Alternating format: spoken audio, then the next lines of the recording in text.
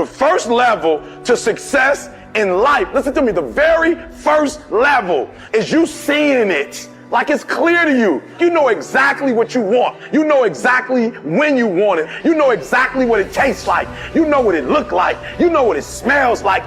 Before you really blow up, and you get success, you literally have it in the palm of your hand without having it. You gotta know what it looks like, tastes like, feel like, because you don't, you're gonna compromise. And your problem is you're not intentional and deliberate. You wake up on Monday and you might be strong, but by Wednesday, are you hearing what I'm telling you? You're not intentional and deliberate. You are hoping that the best is gonna happen to you, and the best never happens to you. You gotta be intentional and deliberate, whether you're making money or not making money. You gotta decide that you're gonna do something, and you gotta do it every Monday, every Tuesday, every Wednesday, every Thursday. The problem with some of you in this room, you're not intentional and deliberate. You're a good person that just hopes the good stuff is gonna happen to you. It has everything to do with what time you wake up. It has everything to do with how you eat. It has everything to do with how you work out, how you prepare. It has every single thing to do with how you think. And when you want it as bad as you want to breathe says, I'm willing to make any sacrifice. I'm willing to go through any pain. I'm willing to go through any suffering. I'm willing to go through whatever it takes. So when I get in there and it's me and him one-on-one, that I guarantee you at the end of it, I won't be the one that surrenders. In order to have unbelievable choice and options in your life, in your pursuit of your dream, you must eliminate them. You must shrink your focus down to one thing, one business, one focus at one time, and master it and get great at it for an extended period of time. The irony of life is that the more you shrink your options in pursuit of your dream, the more it'll open them up in your life later. What are the things that are stealing your focus? Who are the people that are stealing your focus? And begin to eliminate these distractions. Get laser focused and obsessed on what you want. Be starving and hungry to get it. Be desperate to get it. The combination of desperation and hunger with laser focus over an extended period of time is the formula to be great at something. And you've got to be so relentless, regardless of what comes down the pipe, that you're always looking for a way to get over, always looking for a way that you can break through, always looking for a way that you can win, always looking for a way that you can strike a telling blow. But you got to understand, you can always get a little bit better. You can always excel a little bit more. You can always push it a little further. You can always climb a little bit higher. You can always better your best. You can always go beyond anything that you have ever done. And so all you're looking for are new breakthroughs through practice and practice. You'll get better and better. And when you know what you want, you will do anything it takes to get it.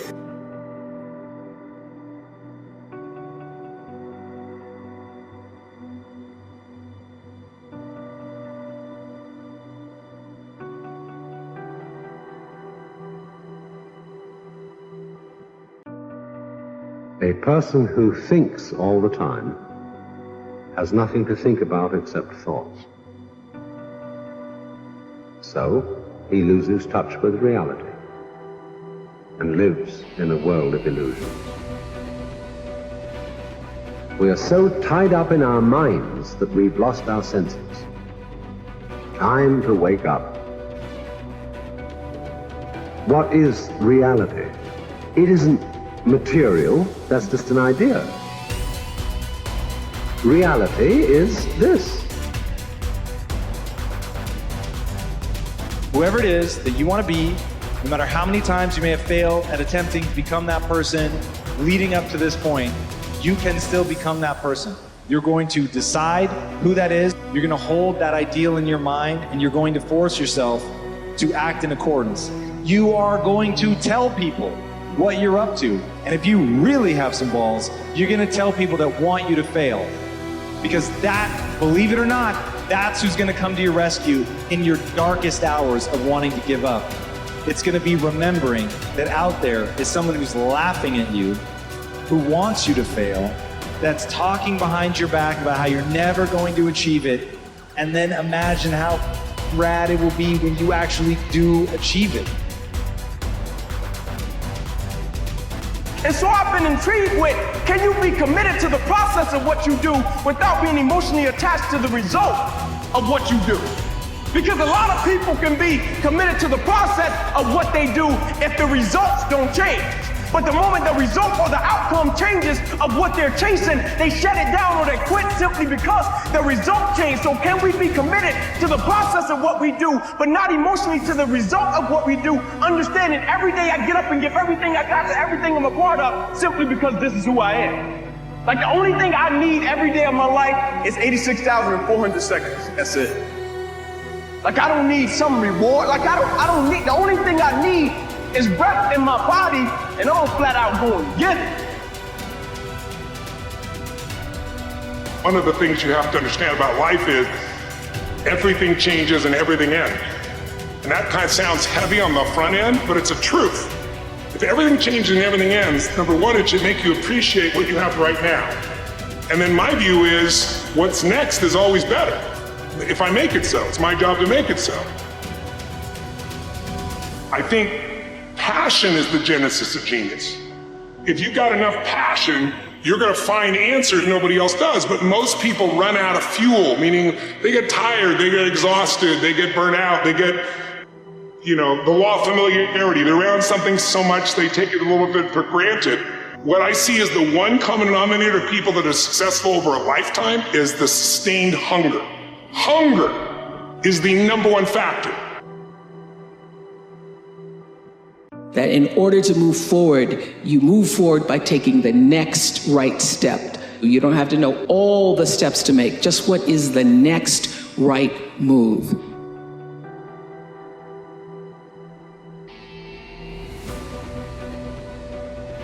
I want to recommend that you take just 1 hour a day, 5 days a week, and devote this hour to exercising your mind.